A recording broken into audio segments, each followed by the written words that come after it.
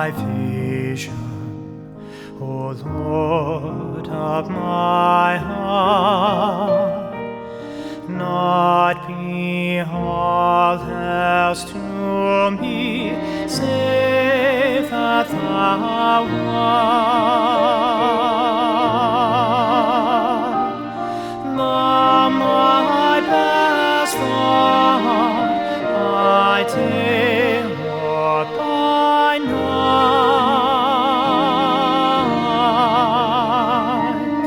waking or sleeping, thy presence my life.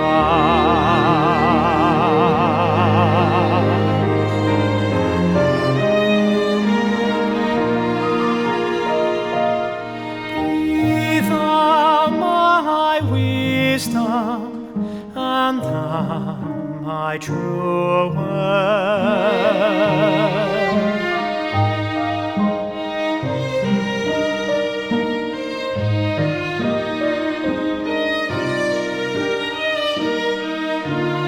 I ever with thee, and thou with me, Lord.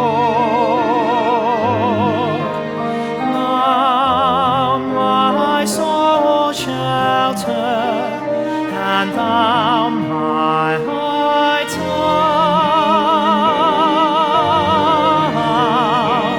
Praise thou me heavenward, O God of my God.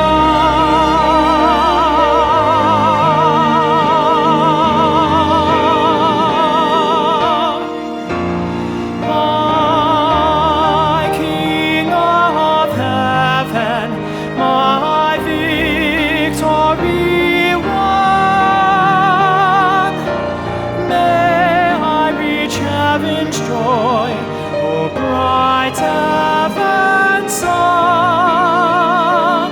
Heart of my own heart, whatever befall, still be my vision, O ruler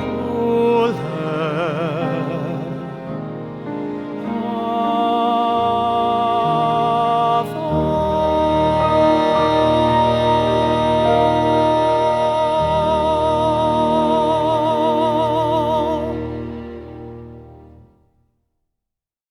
Welcome to the inaugural episode of The Sacred Project. My name is Jonathan Michael, and I'm a graduate of St. Michael's Choir School in downtown Toronto. I'm also a crossover singer and a cantor at various churches throughout the Greater Toronto Area. The Sacred Project is a unique show that takes you inside Toronto's Roman Catholic parishes. I will bring you enlightening interviews with devoted ministers who will be sharing their wisdoms and insights while filling the air with enchanted sounds of sacred songs. The Sacred Project is a celebration of faith, music, and community that will inspire and unite us all. On today's episode, I'll be speaking with Msgr Pat O'Day of St. Edward the Confessor Parish, located at 75 Church Hill Avenue in North York, Ontario. This parish has been my musical home since 2019, as I've had the absolute joy of being part of its music ministry. Thank you for being my inaugural guest on the Sacred Project. My pleasure. You've had a incredible 41-year journey as a priest, and taken on various roles, not inclusive, to being a vocations director, a spiritual advisor for the Catholic Women's League, youth director. But now let's dive into the personal side of Msgr Pat O'Day, if you don't mind. And I was just wondering if you wouldn't mind sharing, what were your formative years like with your family? Okay, wow. I'm not too old enough to remember that. But I have to say, as you probably know, I was born in Ireland. Yeah. So essentially it was an Irish Catholic upbringing, and every Sunday going to Mass, and very, very Catholic country, as you know. Right. And so we're kind of immersed in the faith, and particularly in a very small town, it was very much emphasized. I still remember every Sunday after Mass, we walk down into the square, make a left or right, we'd end up in the cemetery. Oh, In the cemetery, my grandparents were buried there, my little sister who died young, and my dad and mom and my other sisters, we would say a prayer there. That's every Sunday, and then we would go to lunch. Right. And so it was a tradition. So we immigrated because my father, work was not good. Employment was very bad, and so we ended up going to America, to upstate New York, Rochester. And a lot of the reason for that was because my father's siblings had already immigrated, Okay. 4 or 5 of them. And so it was a logical place to go, although England was another option.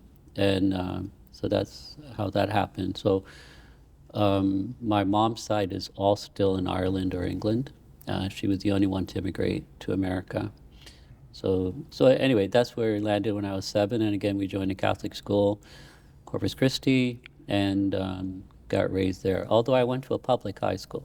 Oh. So that was, a lot of it was close by, and I had to work. My father was insistent on work after school. For all of us, once we turned 16, you work. Right. And so that's where that happened. And then I joined the Air Force. The Vietnam War was going on at the time that I was in high school, and so I had to make a decision to either be drafted or to enlist, mainly because they were not allowing for student deferments. If you went to college, you could be still pulled out. So I enlisted, and I went into the U.S. Air Force for 4 years. Huh. Yeah, so it was during that time that, I was also considering what to do with my life, Right. and things like that, so. So that's a very interesting story about enlisting in the Air Force. Just wondering, so what led you to become a Roman Catholic priest? And was this one of the experiences that maybe influenced your decision? Well, interestingly, when I was in grade school and high school, I was very influenced by a number of priests in our parish at Corpus Christi. They were very happy priests, good priests. And I had discerned because I also considered marriage and possibly another vocation. So it was there, but it wasn't strong. And so I felt, it's interesting because I could have got out of going into the service by going into the seminary. Right. Because if you're a seminarian, you can't be drafted. And so I didn't want to go just to go, to avoid, but rather to make a good decision. So, but it was when I went into the Air Force that I began to think. It's really interesting because I kept thinking, I'm 19 years old, I'm in the Air Force, I could die. Right. I could die in war. We see all the wars happening today. And so I said, okay, if I make it, meaning survive this, what am I going to do with my life?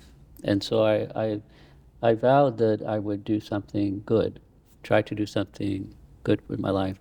And so then the thought of the priesthood came back, and there was a military chaplain who was a Catholic priest, and he used to come out and visit the flight line all the time and the troops, and I was very impressed by him. And I felt that he was doing a good thing. He was in the military himself. He was an officer. And so I just felt I was very inspired by him. And I went to him for spiritual direction. And so he just encouraged me to think about it. He didn't push and all that. So it was after that I decided I would I actually made the application whilst just getting out of the Air Force. So I only had 2 weeks home and then went into the seminary. I joined religious life first. I was studying with the Trinitarians. But the reaction of my family was mixed. My father was not necessarily in favor of it because he wanted me to be married. Okay. My mother just wanted me to be safe because she thought I'd make a career out of the military. And my brothers and sisters were mixed because they wanted me home. And so I was going from 4 years away in the Air Force to 1 week home, 2 weeks home, and then into the seminary. So there was a kind of, they wanted me around, but anyway, it worked out well, and I ended up studying and staying. And then I was sent to Toronto as my first assignment. So it ended up that I liked it in Toronto, and I asked to stay in Toronto. My father had just died suddenly, and so they thought it would be nice for me to be close to my mother and siblings. So Toronto was kind of an accidental call because of the, believe it or not, because of the death of my father. Right. I was supposed to go to New Jersey, Okay. and then they sent me to Toronto, and so it ended up being a good situation. Yeah. And what year was that in? That was assigned to Toronto? 1981. I was ordained in September, and there was a few weeks off. Then I came here in October 1981. Yes. So in your opinion, what are some of the most rewarding aspects of serving as a Roman Catholic priest as well? What are some of the greatest challenges that you've encountered in your ministry? Well, it's interesting because I've always liked the idea, I feel within myself, I like bringing people together. Yeah. I like building community. And so, you know, I get a lot of joy out of seeing people connecting to one another, to kind of, first of all, coming to know God and trying to be a catalyst for that. But I also like just, like in a parish setting, I love the fact that people are coming from different backgrounds, but you can bring them together for various things. And so I love that aspect of kind of evangelizing, but at the same time, seeing people coming together, helping each other, and really feeling that the church is their home. You know, it's a family, it's their home, and so I enjoy that aspect of ministry. And of course, baptizing, doing all the sacraments, marrying people, as I said, baptizing, forgiving their sins and sacrament of confession, and administering communion.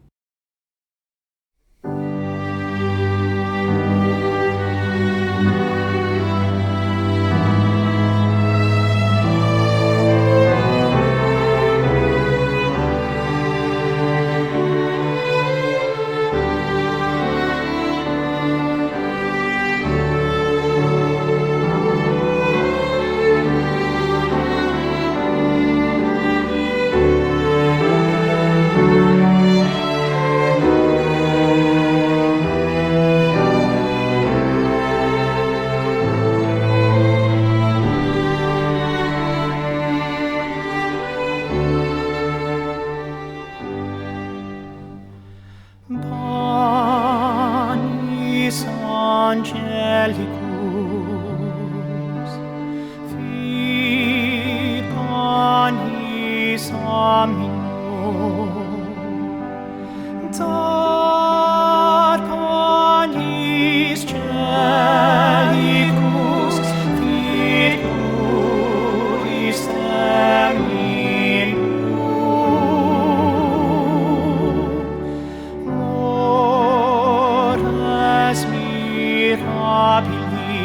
Mirabilis, non tucat aminum, dope,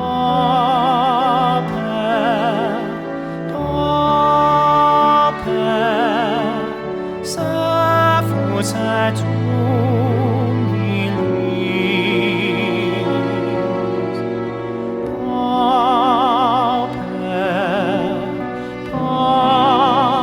dope,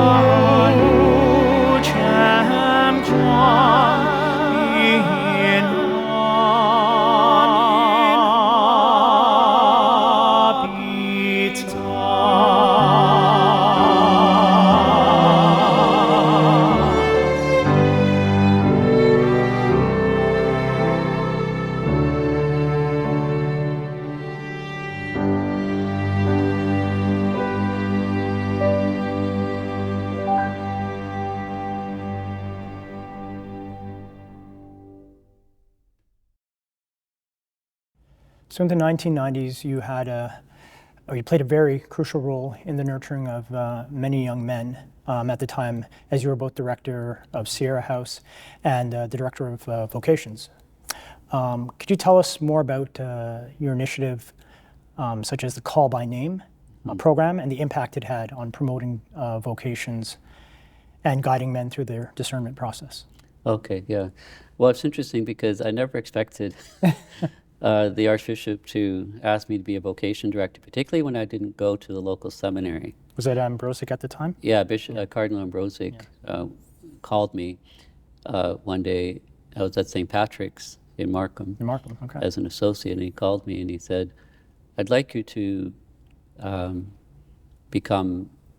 take on the role of vocation director and rector of Sierra House. So it's two positions. I guess my reaction is, but Your Eminence, I didn't go to St. Augustine's. And he goes, that's exactly why I want you. He goes, not in any way.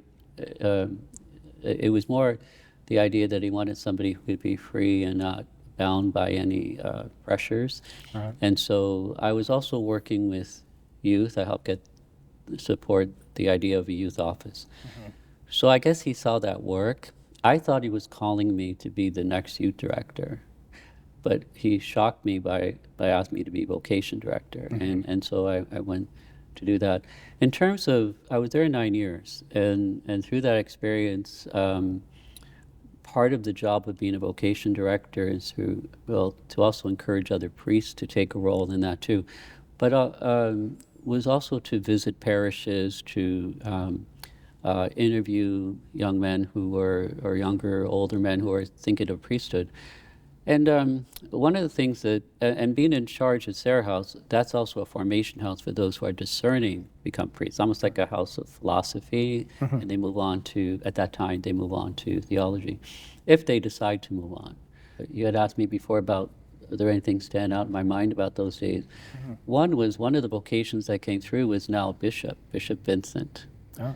And he escaped, he was a boat person who escaped from Vietnam. And when he came to visit me, he was younger, and he had decided that he might want to be a priest. And so his spiritual father came with him, because they're accompanied by a priest who's older and who speaks for them. Right. And so I remember thinking, he was so quiet, and the spiritual father was doing all the talking. And I was trying to get to know Vincent, and so finally, when the spiritual father left, I had a chance to get to know him, and I said, oh, you can talk. So anyway, that was funny, but he ended up going on, and then now he's a bishop. And another one was a neighboring priest here, Father Murphy, who was an undertaker, who was deciding to become a priest, and he pulls up in his hearse for the interview. And I tease about that a lot, because he was so scared. He walked up the steps of Sierra House and sat down and turned white as a ghost, and I thought he was not well. Mm-hmm. And he said, give me a few minutes. It took me 5 years to walk up those steps. Oh. And that was a powerful moment, because I knew then that there was a call, because he had been discerning it. And then he eventually entered, and now he's a priest. He's my neighbor at the next parish. Call by name, the reason for Call by Name, it came out of a program that was being done in Chicago, believe it or not. And so it dawned on me that there are probably a lot of people out there who are thinking about it, mm-hmm. And maybe a little bit of a nudge from somebody who might say, have you ever thought of becoming a priest or a sister or a deacon? It's a comprehensive program. It's not just for priests.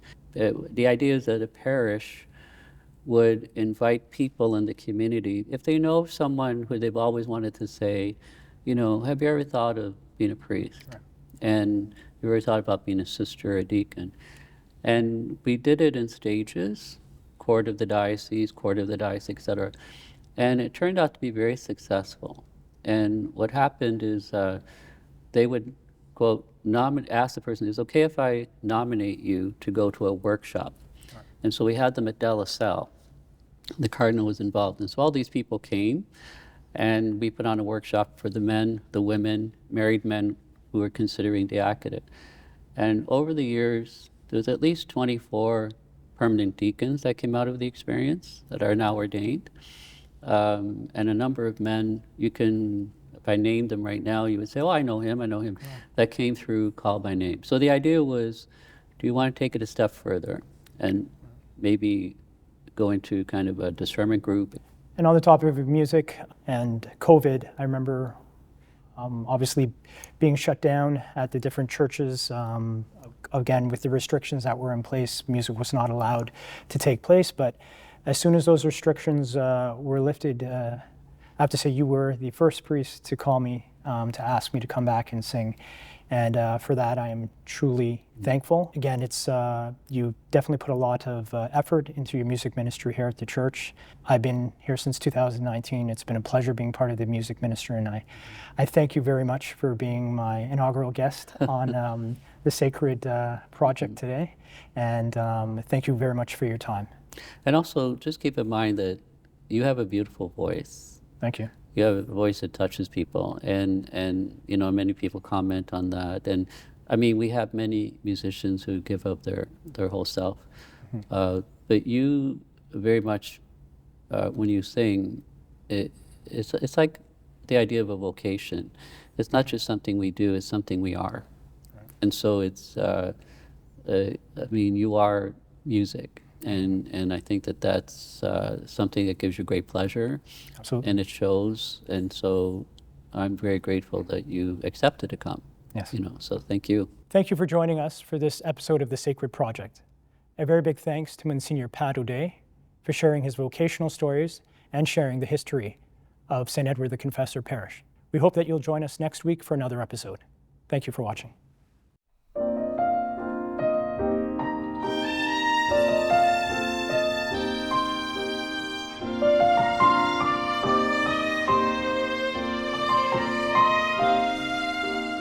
I will come to you in the silence. I will lift you from all your fears. You will hear my voice. I claim you as my choice. Be still and know I am here.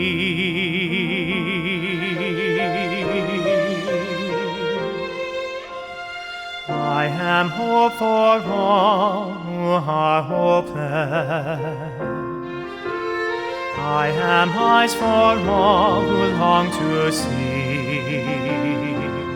In the shadow of the night, I will be your light. Come and rest in me.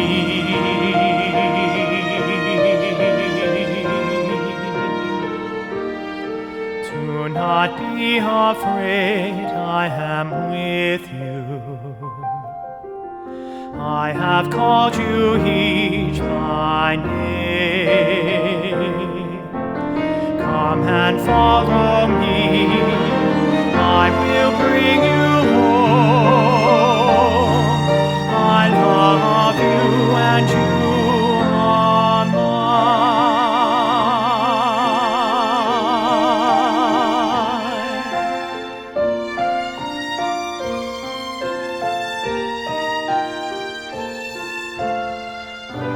Strength for all the despairing,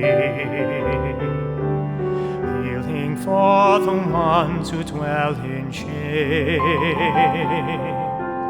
All the blind will see, the lame will all run free, and all will know my name.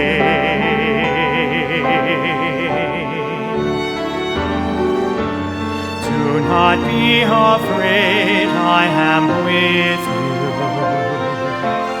I have called you each by name.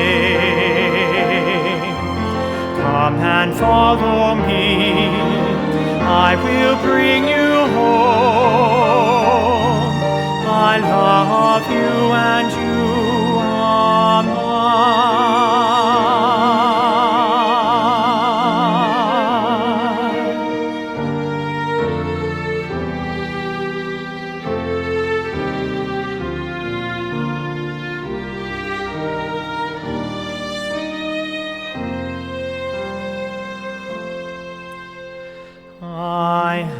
the word that leads all to freedom.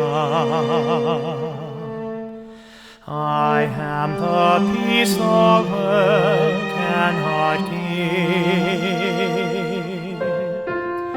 I will call your name, embracing all your pain. Stand up, now walk and live.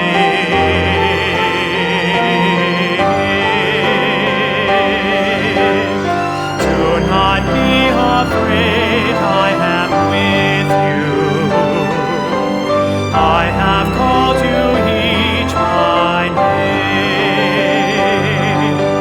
Come and follow me, I will bring you home.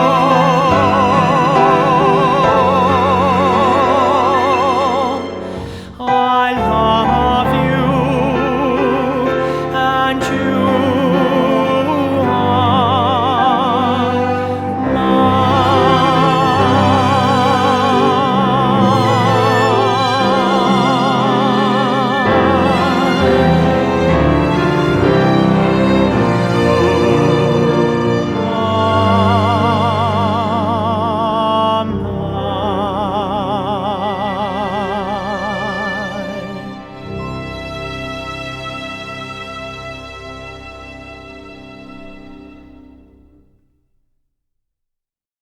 Thank you for being part of the Sacred Project journey. Your support means the world. To help contribute to the creation of more episodes, please visit our website at thesacredproject.ca. You can also explore and obtain music from the series by visiting thesacredproject.ca. If you'd like to experience these beautiful hymns live in concert, come join us on these special dates. For more details and ticket information, visit thesacredproject.ca. Let's continue the musical journey together. See you at the concerts.